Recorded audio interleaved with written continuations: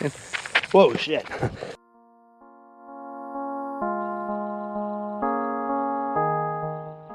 Hey everyone. I filmed this video a few times and then didn't like it any of the times. This is hard times for everyone. I hope everyone's okay wherever you are. There's a lot going on, and this is a period of disruption. And hopefully, first and foremost, we have our health, because disruptions eventually end, but if we're really sick or we die, that can be very permanent. And illness can be permanent from this thing too, apparently. My last video was such an, I tried to make it on like an upswing, because it was, and it was me getting cards, even something as simple as that, be getting into cards into various stores into downtown for the spring summer season. And that's all way cool. It didn't happen because of this outbreak, and there's really not a whole lot you can do, and I'm glad that's my downside. I'm glad that's,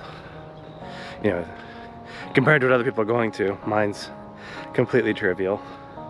But it's I was hoping to have a nice video with me producing the cards and then delivering them, and then kind of showing the cool stores that you can get them at. You can also get them online when they're made. I haven't made them yet, but that didn't happen. So what did happen in the last few months? I was on jury duty. I was on a case for like over a week. It ended up being pretty high profile. I didn't know at the time. I didn't look anything up at the time. I went in, did everything they told me. No internet, no nothing.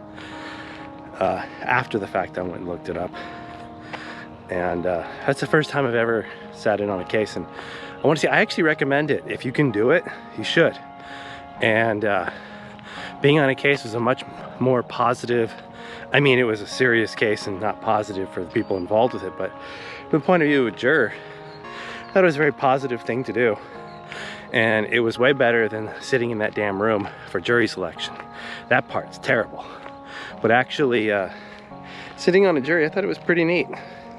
I don't mean to make light of the people's case, because it was really bad stuff, but as far as like doing something, everyone wants to get out of it, and I understand the practical reasons for getting out of it, but as far as it being something that was just miserable, not at all. I've been going into the GoPro ecosystem, and I hope to there'll be a little montage of me testing stuff at this park.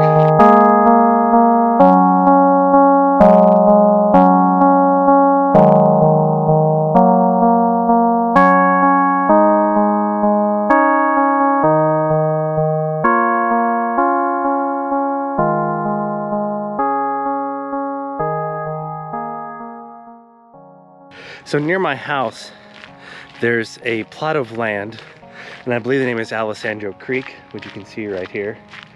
Not a whole lot of creek activity going on. But I come around here just like a little afternoon hike, a little walk. It's a little bit less than a mile.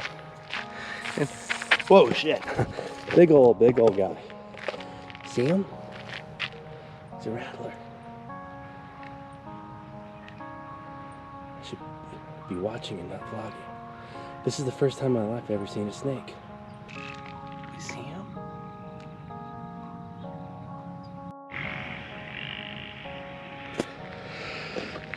So, in this little ravine area, in the springtime, especially on these warm spring days, the first ones, the snakes come out. And this belongs to them first and foremost. Since I saw this guy, that's the first time I've ever come across a snake. He was close to me. He let me know I wasn't not to hang out in his territory. I'm gonna let them have it. I'm bigger than they are and stronger than they are, but they're more poisonous than I am. So hopefully he's cool. Hopefully no one else screws with him. So I'm just gonna go for an alternate walk. The California hills are really pretty in the springtime. But it's the snake season. They're coming out of hibernation, and you don't want to get bit by a rattlesnake. And so over here, I didn't want to walk past the guy and startle him anymore. But over here, you got to walk through little bit of bushery, and snakes are down low, so figured it'd be best not to mess with them. I used to come here in the summertime, and they're usually not so active then. I've never seen one in the summer. In the wintertime, they're usually sleeping. So I'm just gonna do a little canal walking. My city's got all sorts of cool little pockets like this. Beer cans up there. Bottles, that's no good. Hope this looks, how does it look? Should look good. So as I was saying, I'm getting into the whole GoPro ecosystem, which I think is pretty cool. I've been needing to get into a camera ecosystem for a while now because I use an old Nikon that I really like. It's a bridge camera, and people hate bridge cameras, but I love it because it's done everything that I've asked for in a camera. And here's some graffiti.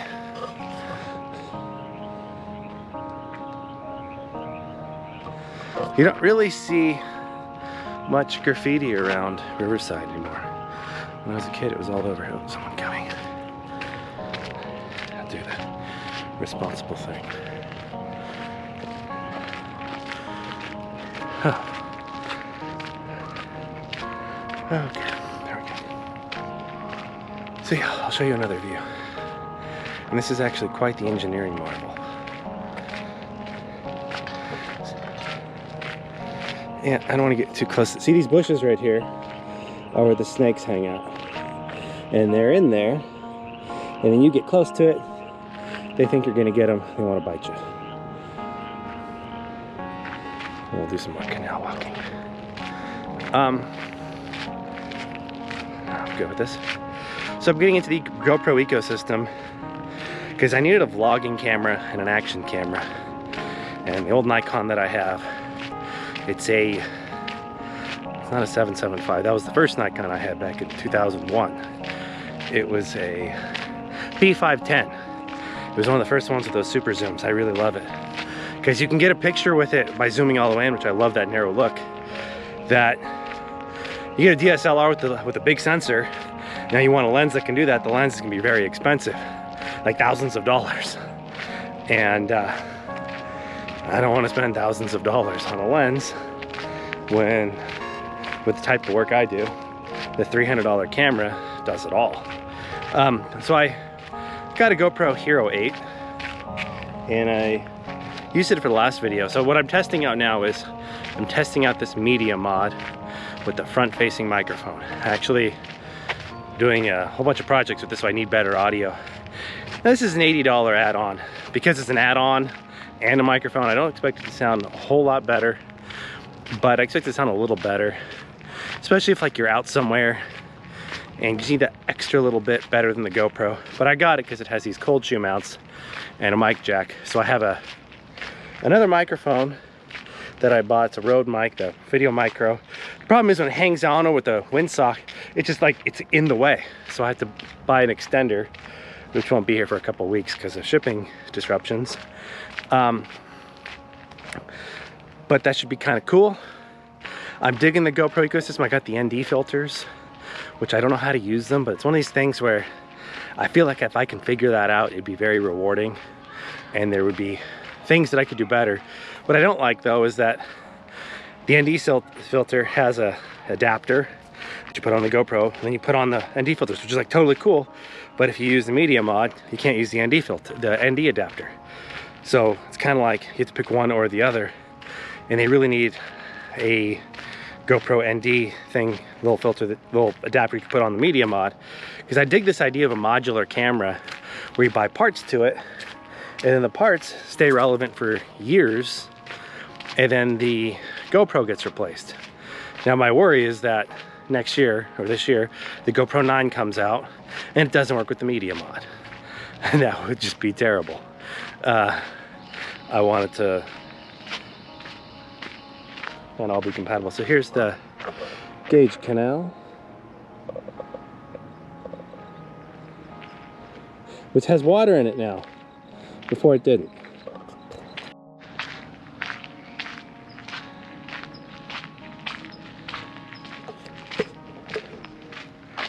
So what I think about the GoPro is that like it has this 10-bit color, which I don't know the difference, 10-bit, 8-bit. I mean, I understand in theory you have more data to use for your color. Like, why would you do it? Like, I look at the 8-bit video, I'm thinking that doesn't look so bad. And then I saw when the DJI Mavic 2 Pro came out, it had a Hasselblad, not a true medium format, but it was a little Hasselblad camera for it that was 10-bit, and that was a real big deal. 10-bit color, huge deal. So I figure if they're making a big deal out of it, there must be something about it. And it's for color correction. So now I have to learn color correction.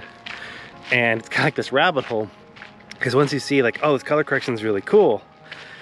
And you see it's like, oh wow, well, now I have to learn that. Now 10-bit's really neat because it's better for color corrections, better for colorists. And learning the color correction, I figure I have an art background, took color theory classes for painting, so I understand a lot of that. But what's I kind of got the gist I'm kind of getting out of it, it's kind of like the game of Tetris. You can learn the basics of the game of Tetris in a short period of time, but to get like there are people who spend years getting good at Tetris, who spent the last 30 years 35 years playing Tetris, getting better at it. And I have a feeling that color grading is a very similar thing. Like, to learn the basics, you can learn it in an afternoon. To get good at it takes a very long time. That's kind of neat though, I like that. I really enjoy simple things where you can learn the basics and, you know, easily, and then to be proficient at it takes, you know, a decade. I think that's pretty cool, but I'm digging it. And so one project that I did was I went to the Mint 400 with Nolo Racing, which I won't tell you all about Nolo Racing. It's Paul Nolo, but I like how he spells Nolo. It's different than his name. And he's a racer that I've known for a very long time, ever since he was 12 years old, and he's in his early 20s by now. And he won the Mint 400 for his class. So there should be a cool whole video about that when I have time to edit, because it's gonna take me a while. I'll get it all edited and tell the story of the Mint 400, at least from my point of view. But we're playing a lot of cool stuff with Nolo Action Sports, so it's gonna kind of like tie my dad's program into my dad's David Solar Journey, which if you guys didn't see that, go give it a watch. It's a 5-part series. My dad last year at the age of 59 rode an e-bike from Riverside, California to Buffalo, New York. There's a few places in Nevada and Utah that he hitched rides, but not very much. But the rest of it, pretty much he rode himself with an e-bike, and he towed a trailer behind him, like that custom-made trailer that we made up in San Francisco, that Paul from Nolo Action Sports made, that had solar panels on it, a battery box to charge, a spare bike battery, so as he's riding on one battery, he's charging the other battery, and with the solar panels. And he had a lot of fun. We made a 5-part video series. I really love part 4 where he goes through the Midwest. So if you're gonna watch any one episode, watch that one. I think it's the best storytelling he's probably ever done. And he's done a lot of video stuff, and it's probably, I would say, his best work. He was a professional videographer when I was a kid. They're all good, but watch that one. It's pretty good. And he filmed it all on his phone too. My uncle is a physics professor. I took his classes when I was 17, 18, 19. So, younger than that. 2000, 2001, 2002. As I was mentioning with my uncle's classes, because classes are canceled, he needs all this stuff on YouTube. So I've been doing that. And because I took these classes, I'm filming them in a way where that's how I would want to watch them as a student, because I've been the student and I have been doing video stuff for most of my life, dabbling in it, so good enough for me. So they're pretty cool. If you want to check them out, Dr. Terrence O'Neill. We're doing 3 physics classes. One's just like a basic physics class for like entry level for non-science majors. And it's just kind of cool, like once over. And then we're doing his mechanics class, which is like a calculus based, or not even calculus based, it uses calculus, but it's mostly algebra. I mean, algebra is mostly what you do. Mechanics, and then quantum mechanics, modern physics class. I shouldn't say quantum mechanics, because that's part of the class, but just a big modern physics class, which is really what most of them are. And it's bringing back memories. I can't remember how to do this stuff at all. I mean, I remember like the big idea, but to actually do the math, like you go 10, 15, like it's 18 years without doing some of this stuff, and your brain doesn't remember how to do it. But I remember how it was. I remember learning about it, and I can kind of value how I would want to see it in a video. So that's kind of it. You know, I was hoping to have a cool video about, actually I'm working on a lot of stuff that I have outlined. That's why I'm buying all this gear, because I'm thinking, well, there's all these videos I want to make, and I can't do it on my old camera. My old camera is good for some things, but this is gonna be a lot better. So this is me testing the media mod out. GoPro in low light, which I haven't really done. And getting a little walk in. These videos I make are kind of like a time capsule, especially ones like this where it's not like something really important. I'm not gonna really share this. But I want to do a whole review on these GoPro products from the point of view of like a beginner into this ecosystem versus someone who has them. One thing I noticed about a lot of the GoPro review videos that I watched, they base the premise that you already have an older one and that you're getting a new one. And that's like really important, but they're all about that. Versus you don't have, like, you have maybe a really old camera from, you know, 7, 8 years ago, like I do, or maybe have your phone like a lot of people do, but a GoPro as a main rig video, you know, I think I'll do one of those, especially from the point of view like someone who has to learn all this stuff and doesn't just know it. They're already not a professional, but I'm digging it so far. Anyway, probably looks really bad now. I'm getting the light, the media mod light, so if I do this again at nighttime, I'll have a little light on me. So that should be really cool. So anyway, that'll be it. It's probably just super long and ranty. So anyway, hey, I don't need to comment on this one. You should still like it though. Subscribe to when I post interesting stuff.